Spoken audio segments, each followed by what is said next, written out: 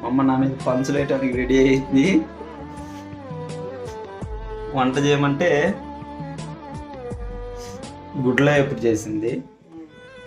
ఇంకా రేపు పొద్దున పార్సల్ వెళ్ళిపోమ్మా, నీ పని అయిపోయింది అని కూడా వార్నింగ్ ఇచ్చేసింది.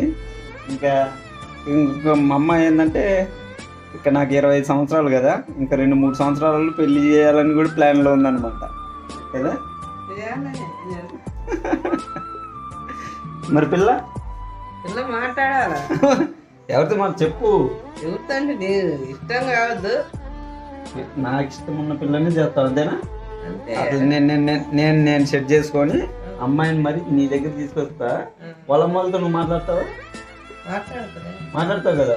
మళ్ళీ వాళ్ళు ఉన్నోళ్ళు అయిన అనుకో, ఆ తర్వాత నువ్వే బాధ్యులు. ఒకసారి మేము మనసు ఇచ్చిన తర్వాత తీసుకో, పుచ్చుకుంటాం. నీ ఇష్టం.